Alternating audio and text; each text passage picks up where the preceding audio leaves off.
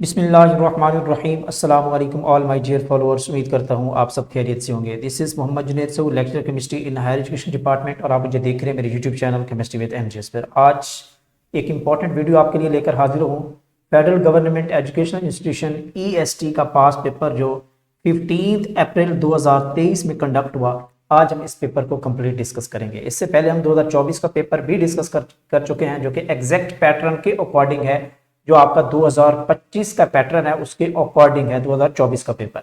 और 2023 और इससे जितने भी पहले पेपर हो चुके हैं FGI EST के पेपर, वो आपके करंट पैटर्न के अकॉर्डिंग नहीं है। ये नोट कर लें। इसमें कुछ कंप्यूटर की MCQ भी होंगी, उर्दू की MCQ भी होंगी, लेकिन आपके 2025 में जो EST का पेपर कंडक्ट होने जा रहा है 23 फरवरी को, उसमें आपका कंप्यूटर और उर्दू का पोर्शन एक्सक्लूडेड है, इन्वॉल्व नहीं होगा, तो आप इसको इग्नोर भी कर सकते हैं।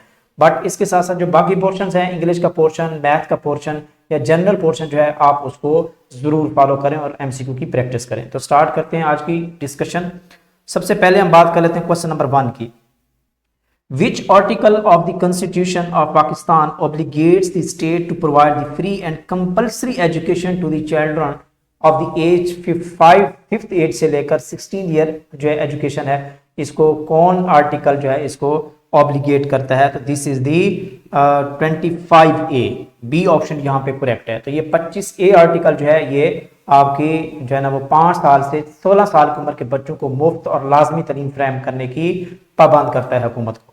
तो बी ऑप्शन यहाँ पे करेक्ट है। नेक्स्ट क्वेश्चन है, द फर्स्ट सेंसस यानी कि पहली मर्दमशुमारी जो है पाकिस्तान में कब हुई थी? तो ये बहुत फेमस क्वेश्चन है, रिपीटेड क्वेश्चन है, कई दफा एग्जाम में रिपीट हो चुका है। तो 1951 में पहली मर्दमशुमारी जो है वो की गई। इस तरह टोटल अभी तक 7 मर्दमशुमारियां हो चुकी हैं, सेंसस हो चुकी हैं, और लास्ट टाइम 2023 में जो है वो 7th जो है ना वो सेंसस की गई 2023 में। नोट कर लें इसको, इंपॉर्टेंट MCQ है। नेक्स्ट क्वेश्चन है, Quaid-e Azam joined the all India Muslim League in. All India मुस्लिम लीग जो है इसको एस्टेब्लिश किया गया था 1906 में, इसको बनाया गया था, और कायदे आजम मोहम्मद अली जिन्ना ने इसको 1913 यानी कि 1913 में एट द एज ऑफ 37, उस वक्त कायदे आजम मोहम्मद अली जिन्ना की जो एज थी 37 ईयर ओल्ड थे, 1913 में ऑल इंडिया मुस्लिम लीग को ज्वाइन किया था। नेक्स्ट क्वेश्चन है, क्वेश्चन नंबर 4 है, what are the hardware components in the computing. Computer के अंदर जो हार्डवेयर है वो कौन सा है? दिस इज द फिजिकल जितने भी पार्ट्स होते हैं जिनको आप टच कर सकते हैं, कंप्यूटर है, कीबोर्ड है, माउस है, these are all the physical parts, और इनको कहते हैं दीज आर दी हार्डवेयर, इनको कहा जाता है, they are called the hardware. अब यहाँ पे देखें तो स्टूडेंट ये क्वेश्चन लिया गया है कंप्यूटर से, ये क्योंकि ओल्ड पैटर्न है, अभी जो है FGI EST वालों ने न्यू पैटर्न रिवाइज किया है, तो आपके 2025 के पेपर में कंप्यूटर का पोर्शन नहीं होगा, ये नोट कर लें।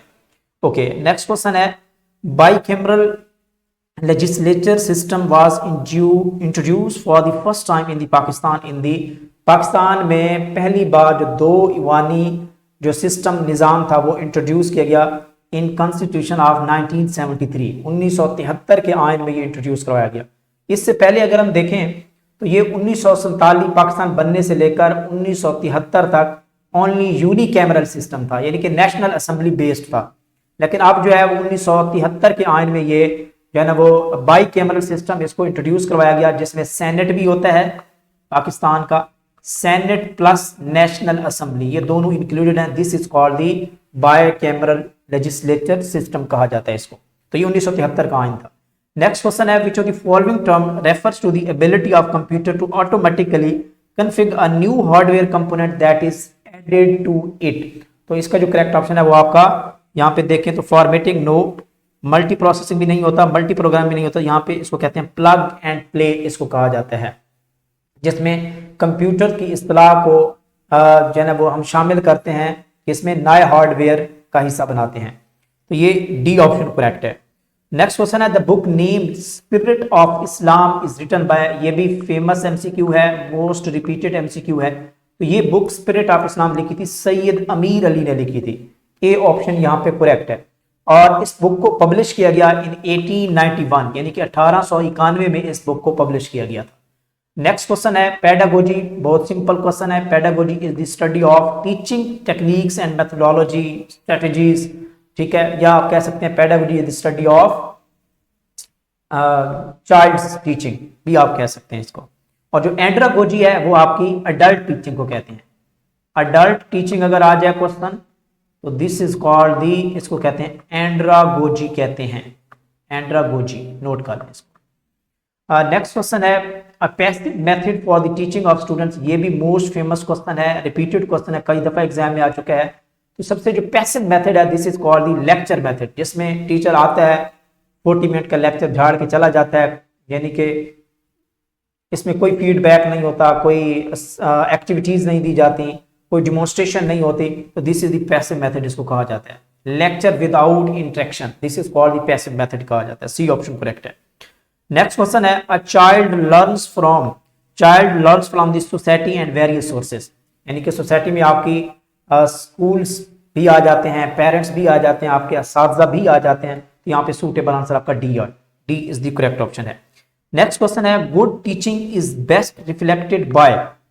गुड टीचिंग जो है ये आपकी फोस्टरिंग क्रिटिकल थिंकिंग क्रिएट करती है और meaningful questions asked by the students. यहाँ पे दोनों ऑप्शन करेक्ट है, तो यहाँ पे डी ऑप्शन करेक्ट बनेगा, बोथ बी एंड सी। ये पेडागोजी से रिलेटेड क्वेश्चन है, बहुत इंपॉर्टेंट है, नोट कर लें। Who is the founder of pragmatic philosophy, बहुत इंपॉर्टेंट एमसीक्यू है। प्रैग्मेटिज्म एक कॉन्सेप्ट है पेडागोजी के अंदर, काफी दफा एमसीक्यू ये रिपीट हो चुकी है। प्रैग्मेटिज्म ये होता है कि आपने यानी कि यूज करने ऐसे मेथड्स आपने यूज करने हैं जिसमें आपने कॉन्सेप्ट्स को क्लेरिफाई करना है बाय द प्रैक्टिकल अप्रोच। इसकी आपने प्रैक्टिकल अप्रोच यूज करके प्रैक्टिसेस से आपने अपने कॉन्सेप्ट्स को क्लियर करना है, आपने ग्रो अप करना है, ठीक है। तो this is called the pragmatism कहते हैं, और ये philosophy is known as pragmatic philosophy इसको कहा जाता है। और ये प्रैग्मेटिक फिलॉसफी का जो कंसेप्ट दिया था ये चार्ल्स सैंडर्स ने दिया था। इसने डी ऑप्शन यहां पे करेक्ट है, चार्ल्स सैंडर्स ने ये कॉन्सेप्ट दिया था, नोट कर लें इसको। नेक्स्ट क्वेश्चन है who is the founder of theory of progressivism in the education. Progressivism in education में ये जो थ्योरी का कॉन्सेप्ट दिया था ये जॉन देवी ने दिया था, नोट कर लें इसको।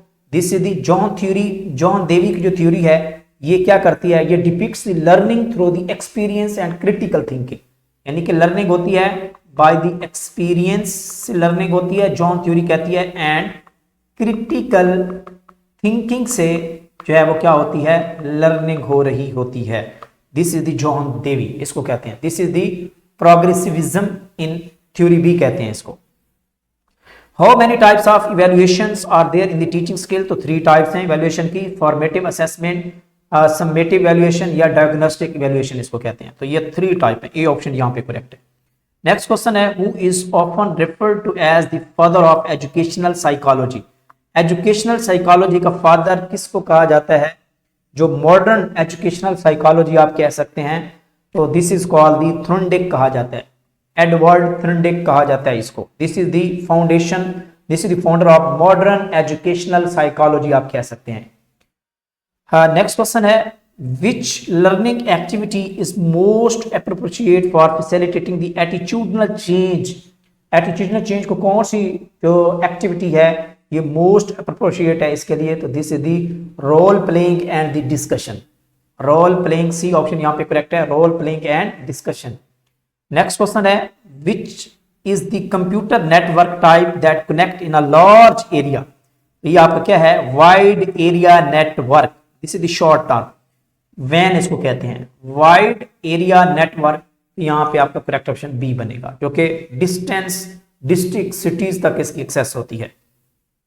What is the process of data copying from server to the personal computer. यानी कि आपने नेट से, गूगल से, वेबसाइट से अपने कंप्यूटर में, लैपटॉप के पीसी में लेके आना है, तो डेफिनेटली आप क्या करते हैं, डाउनलोड करते हैं। This is called the download करते हैं। अगर आपने कोई चीज अपलोड करनी है अपनी वेबसाइट के ऊपर अपने कंप्यूटर या पीसी से, तो इसको अपलोडिंग कहते हैं। यहाँ पे करेक्ट ऑप्शन आपका डी बनेगा, डाउनलोडिंग। नेक्स्ट क्वेश्चन है what term is used to define the size and style of the text. क्योंकि ये कंप्यूटर से 10 एमसीक्यू ली गई हैं अकॉर्डिंग टू द, ये ओल्ड पैटर्न है, आपने ओल्ड पैटर्न को फॉलो नहीं करना बेटा। जो न्यू पैटर्न है 2025 का, उसमें आपका इंग्लिश की 10 एमसीक्यू हैं, ये आपने करनी है। पाक स्टडी जनरल पोर्शन 10 एमसीक्यू हैं। उसके साथ साथ आप देखें तो मैथमेटिक्स है, बेसिक मैथ, इसकी 10 एमसीक्यू हैं। पेडागोजी से क्या है, 10 एमसीक्यू हैं। और उसके साथ साथ अगर हम बात करें तो ये जनरल साइंस से आपकी 10 MCQ है। ये है आपका 2025 का जो EST का पेपर कंडक्ट होने जा रहा है, न्यू पैटर्न 2025 का। आपने जस्ट इन्हीं कंटेंट्स को फॉलो करना है, इन्हीं सब्जेक्ट्स को आपने प्रिपेयर करना है। उर्दू और कंप्यूटर आपका इंक्लूडेड नहीं है, तो आपने उसको प्रिपेयर नहीं करना। ओके, तो यहां पे क्वेश्चन पूछा गया कि what term is used to define the size and style of the text in the MS, this is called the font कहते हैं इसको। सी ऑप्शन करेक्ट है। आपने अक्सर वर्ड यूज किया होगा, MS वर्ड या PPT यूज करते हैं, तो अपने फॉन्ट को इंक्रीज करने के लिए या टेक्स्ट को इंक्रीज करने के लिए आप क्या करते हैं, फॉन्ट के टैब में जाते हैं। 1 calorie is equal to the so many joules. 1 calorie is equal to the 4.18 joule होती है। ठीक है, तो यहां पे करेक्ट ऑप्शन का डी बनेगा, 4.18 जॉल, नॉट दी 4184 जॉल। तो ये कुछ वेबसाइट में यहाँ पे एरर है, तो ये ऑप्शन करेक्ट नहीं है आपका, ये डी ऑप्शन करेक्ट है। 4.18 जॉल इज दी करेक्ट ऑप्शन है, 1 कैलोरी। नेक्स्ट क्वेश्चन है, sound is a form of energy. Sound basically this is the mechanical energy भी आप कह सकते हैं, बिकॉज क्योंकि मैकेनिकल जो एनर्जी होती है इट रिक्वायर्स द मीडियम।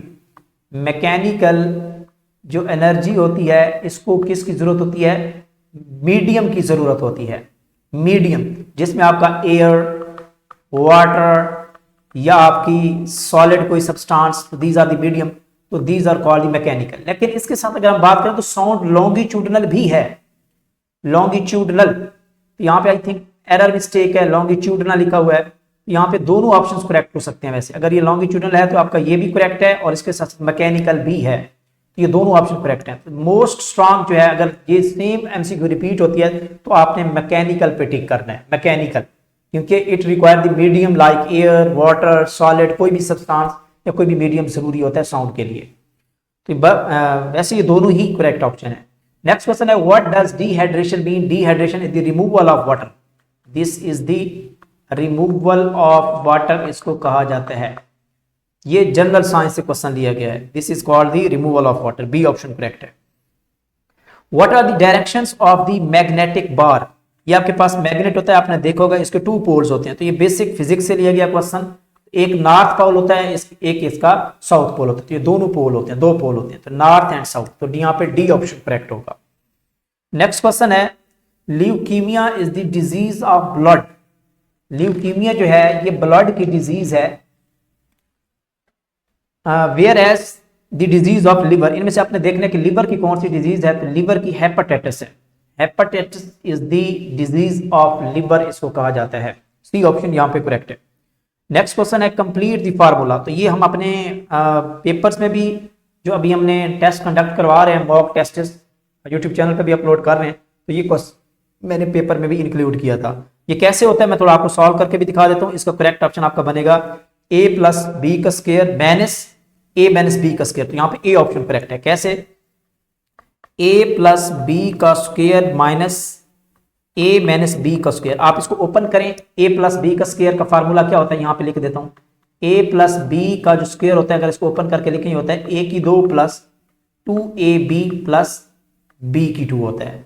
इसी तरह अगर हम a - b का स्क्वायर लें तो इसको ओपन करें तो ये फार्मूला इक्वल होता है a की 2 - 2ab + b की 2 होता है। बस आपने जस्ट वैल्यूज को पुट करना है। यहाँ पे पुट कर लेते हैं, मैं यहाँ पे लिख देता हूँ। ओके, पुट करें यहाँ पे, तो ये बन जाएगा आपका a की 2 प्लस, ये मैंने फार्मूला लिख रहा हूँ, ये वाला पॉइंट, a की 2 + 2ab + b की 2, और इसके साथ आगे माइनस लिखा हुआ है, ब्रैकेट में लिख लेते हैं a - b का। ये हो गया a की 2 - 2ab + b की 2 हो गया। अब आप इसको माइनस को मल्टीप्लाई करते जाएं, ब्रैकेट को एंड करें, a की 2 + 2ab + b की 2 हो जाएगा। अब ये माइनस प्लस, यहाँ पे प्लस है तो माइनस प्लस, माइनस a की 2 minus minus minus minus plus हो गया, प्लस 2ab और प्लस माइनस माइनस b की 2 हो गया। तो ये पॉजिटिव का है, ठीक है, ये पॉजिटिव है, ये नेगेटिव, ये कैंसिल हो गया, ये कैंसिल हो गया। इस तरह ये पॉजिटिव का a की 2, ये नेगेटिव का है। अब आपके पास बन गया 2ab + 2ab, तो ये आपका अलजेब्रिक सम क्या आएगा, 4ab के इक्वल आ जाएगा। तो इस वजह से आपका ये करेक्ट ऑप्शन बनता है, ए ऑप्शन करेक्ट है। नेक्स्ट क्वेश्चन है, what is the domain of the set R। यानी कि सेट R को रियल सेट नंबर कहते हैं, real numbers, all the real number. तो डी ऑप्शन यहाँ पे करेक्ट होगा। नेक्स्ट क्वेश्चन है what is the standard form of quadratic equation. तो क्वाड्रेटिक इक्वेशन आपने पढ़ी होगी, इसको लिखते हैं ए एक्स की 2 plus B X plus C is equal to the 0। This is the quadratic equation. तो ए ऑप्शन यहाँ पे करेक्ट ऑप्शन है। नेक्स्ट क्वेश्चन है मैथमेटिक्स बेसिक मैथ के क्वेश्चन है, very simple. What is the average of first 50 odd numbers. Odd numbers कौन से होते हैं बेटा, 0 से स्टार्ट होते हैं, सॉरी 1 से स्टार्ट होते हैं, 1 3 5 7 और ये चले जाते हैं कहीं भी। लेकिन फर्स्ट 50 का आ गया है तो ये 99 तक आपके फर्स्ट 50 ऑड नंबर बनेंगे। तो इसका एवरेज लेने का यही तरीका होता है कि आप अगर आप first number plus last number कर लें और 2 पे डिवाइड कर लें तो आपका एवरेज आ जाता है। फर्स्ट कौन सा 1 है, लास्ट वाला 99 है, 2 पे डिवाइड कर लें तो 100 डिवाइडेड बाय 2, आंसर आपका कितना आ जाएगा 50 इज द करेक्ट ऑप्शन है यहाँ पे। तो बी ऑप्शन यहाँ पे करेक्ट है। ये है short trick. What is the result of multiplication. ये तो बिल्कुल सिंपल है, 1.25 मल्टीप्लाई 0.02। अब इसको कैसे सॉल्व करना है, सबसे पहले तो आप इसकी फ्रैक्शन है वो एंड करें, खत्म करें। यहाँ पे फ्रैक्शन खत्म करेंगे तो नीचे बटा के नीचे 100 आएगा, इस तरह 0.02 की फ्रैक्शन खत्म करेंगे तो ये भी 100 आएगा। अब आपका ये 125 है, ये आपका 2 है, 125 को 2 से मल्टीप्लाई करें तो कितना आएगा 250 आ जाएगा। और ये 2 जीरो है, ये भी 2 जीरो है, तो ये आपका बन जाएगा 100, तो 4 जीरो आ जाएंगी इसकी। अब आप इसकी डिवीजन ले लें, अब इजी है क्योंकि आपका पॉइंट यहाँ पे, यहां से आपका 4 डिजिट डिवाइड कर रहे हैं, तो 4 डिजिट आपका जो फ्रैक्शन है वो आपका पीछे आएगा। तो पीछे आएगा तो इसका मतलब है 0.0250। तो ये आपका आंसर बेसिकली बनेगा 0.025 इज द करेक्ट ऑप्शन है। तो आपका ए ऑप्शन यहाँ पे करेक्ट बनेगा। Very simple calculation. Where is the biggest hydro power plant located in the Pakistan. तो ये पाक स्टडी से क्वेश्चन दिया गया है। तो ये तरबेला डैम है, इस वक्त पाकिस्तान का सबसे बड़ा यानी कि हाइड्रो पावर आप कह सकते हैं जो डैम है हमारे पास, तरबेला डैम, और इसकी सबसे ज्यादा कैपेसिटी है। In which city of Balochistan is the annual fair at. ये आपने सुना होगा न्यूज में भी, सिब्बी का जो मेला है बड़ा मशहूर है बलोचिस्तान में। तो Sibi is the correct option है, डी। ये कल्चरल यानी कि फेयर होता है, this is the cultural fair, fun fair, cultural fair. रोजमर्रा, अब ये उर्दू से क्वेश्चन लिए गए तो ये आपके 2025 के पैटर्न के अकॉर्डिंग नहीं है, आप इसको इग्नोर भी कर सकते हैं आप। ओके स्टूडेंट्स, तो रोजमर्रा किस तरह का लफ्ज है, ये जो वर्ड रोजमर्रा है ये आपका अहले जबान से रिलेटेड है, अहले जबान, डी ऑप्शन करेक्ट है। आबे हयात का क्या मतलब है, आबे हयात जो है ये आपकी तलबीह है, सी ऑप्शन करेक्ट है, तलबीह। इसी तरह मुशब्बा और मुशब्बा बे को मजबूई तौर पर हम क्या कहते हैं, तरफैन तशबीह कहते हैं, इनको मजमूआ जो होता है तरफैन तशबीह। बच्चा शेर की तरह बहादुर है, यानी कि आपने इसको तशबीह देनी है किसी के साथ आप तशबीह दे रहे हैं, this is the B option correct है। बच्चा शेर की तरह बहादुर है, शेर तो नहीं है लेकिन उसकी खूबी को कंपेयर कर रहे हैं। जुमले के कितने हिस्से होते हैं, जुमले के जनरली 2 पार्ट होते हैं, एक का नाम हम इंग्लिश में जिसको हम कहते हैं सब्जेक्ट यानी कि फाइल, और दूसरा जो पार्ट होता है उसका नाम, इसको हम कहते हैं this is called the predicate. तो जुमला बनाने के लिए 2 पार्ट का होना जरूरी है, सब्जेक्ट एंड प्रेडिकेट, ये 2 पार्ट है, 2 हिस्से। Lyrics is a form of, ये शायरी की टर्म है, पोट्री इसको कहते हैं, ए ऑप्शन यहां पे करेक्ट है। नेक्स्ट क्वेश्चन है विच preposition is correctly used to complete the phrase I am thankful on the behalf of my institution। अगर यहां पे होता कि I am thankful और फिर आगे लिखो तो you, तो फिर आप लिखते thankful to आता यहां पे, ठीक है। लेकिन यहां पे क्योंकि आगे behalf of my institution यानी कि एक सिचुएशन को आप दूसरे के साथ रिलेट कर रहे हैं, I am thankful on the behalf of my institution, तो यहां पे आपका सी ऑप्शन करेक्ट बनेगा, प्रेपोजिशन ऑन। नेक्स्ट क्वेश्चन है the sky is above our head, यानी कि अगर खला हो ऊपर चले जाएं तो इसको अबव कहते हैं, नीचे चले जाएं तो बिल्कुल यानी कि अगर स्पेस हो, बुलंदी गहराई हो तो उसको बिलो कहते हैं। और अगर इसी तरह यानी कि आपकी सरफेस के ऊपर कोई चीज पड़ी हो, टेबल के ऊपर कोई चीज गिलास कप पड़े तो हम इसको कहेंगे ओवर कहेंगे। और अगर बिल्कुल आपकी सरफेस के बिल्कुल नीचे कोई चीज अटैच हो तो उसको कहते हैं बीनीथ कहते हैं। इस तरह यानी कि कॉन्सेप्ट आपने याद रखना है, the sky is over our head, ठीक है। तो इसको क्या कहेंगे, दिस इज दी ओवर, यहाँ पे कौन सी प्रेपोजिशन आएगी, सॉरी अबव, ओवर नहीं अबव, सॉरी अबव, अबव ऊंचाई, बिलो गहराई, ये ऑप्शन यहाँ पे करेक्ट है। नेक्स्ट क्वेश्चन है what phrase is commonly used to replace the bone of contention, झगड़े की वजह, ये आपका इडियम है, बोन ऑफ कंटेंशन झगड़े की वजह। तो इसके लिए कौन सा बेस्ट मीनिंग है, तो वो आपका है एप्पल ऑफ डिस्कॉर्ड, ये भी झगड़े की वजह होती है, apple of discord, D option correct है। Identify the type of sentence in the phrase he waited for a long time and at last he came, ये दोनों इंडिपेंडेंट क्लॉजेस हैं। यहाँ पे दोनों, एक ये क्लॉज है एक ये क्लॉज है, तो दो क्लॉजेज हैं, और अगर दोनों क्लॉजेज आपकी क्या हो, इंडिपेंडेंट क्लॉजेज हो, तो उसको कहते हैं this is called the compound sentence. क्या हो, कंपाउंड सेंटेंस। अगर एक डिपेंडेंट क्लॉज हो एक इंडिपेंडेंट क्लॉज हो, उसको कॉमा के जरिए या कंजक्शन के जरिए जोड़ा हुआ हो, तो उसको हम कहते हैं this is called the complex sentence कहते हैं, लेकिन ये कंपाउंड सेंटेंस के एग्जांपल में आता है, सी ऑप्शन करेक्ट है। What is the term for a group of word that does not give a complete sense and lack a word, this is called, इसको कहते हैं फ्रेज कहा जाता है, बी ऑप्शन यहाँ पे करेक्ट है, फ्रेज। बहुत सिंपल क्वेश्चंस हैं, और ये सारी चीजें हम अल्हम्दुलिल्लाह अपनी ग्रामर में डिस्कस कर चुके हैं, बेसिक चीजें।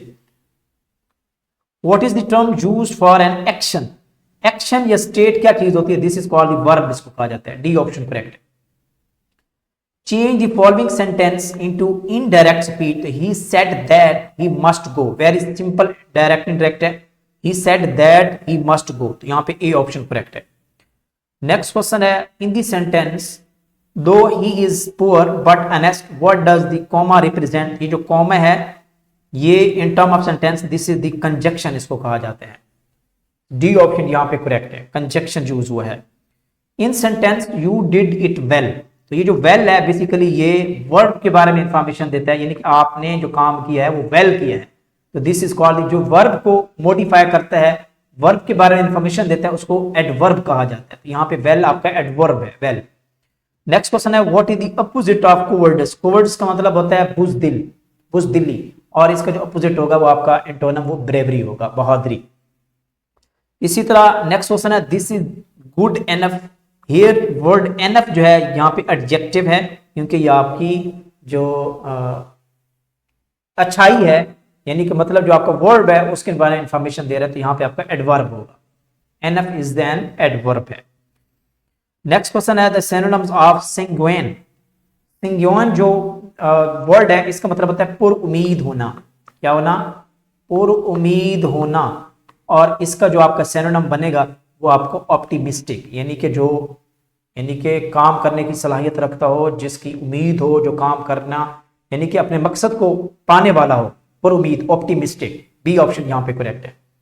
ओके स्टूडेंट्स, अब है last question, a tangent line intercepts a circle eight, कितने पॉइंट्स पे, अब यहाँ पे देखिए ये हमारा सर्कल है, इसी सर्कल, तो टेंजेंट लाइन आप क्या करते हैं, किनारे से ड्रॉ करते हैं, ये वाली लाइन जो है इसको हम क्या कहते हैं, सॉरी चलें यहाँ पे, इसको टेंजेंट लाइन कहते हैं, और ये टेंजेंट लाइन इस सर्कल को जस्ट और जस्ट एक पॉइंट पे इंटरसेक्ट करती है, इसके अलावा किसी पॉइंट पे इंटरसेक्ट नहीं करती, तो this is called the only one point, circle eight only one point, तो ये बी ऑप्शन करेक्ट है। तो ये थी जी आज की 50 बाई 50 MCQ की डिस्कशन, इसको जरूर सुने, वेरी सिंपल क्विज था, कोई इतना टफ नहीं था, अगर आप अच्छी तैयारी कर रहे हैं तो ये 2023 का पास पेपर हमने शेयर किया है, इंशाल्लाह जब तक आपका टेस्ट नहीं होगा 23 तक जितने भी पास पेपर्स अवेलेबल हैं आपको इसी प्लेटफॉर्म केमिस्ट्री विद MGS पर डेली बेसिस पे इंशाल्लाह आपको मिलेंगे, कंप्लीट डिस्कशन मिलेगी। इस चैनल को लाइक भी करें, शेयर भी करें, अपने दोस्तों के साथ इसको फॉरवर्ड भी करें। ओके स्टूडेंट्स, मिलते हैं नेक्स्ट वीडियो में, तब तक के लिए अपना ख्याल रखिए, अल्लाह हाफिज़।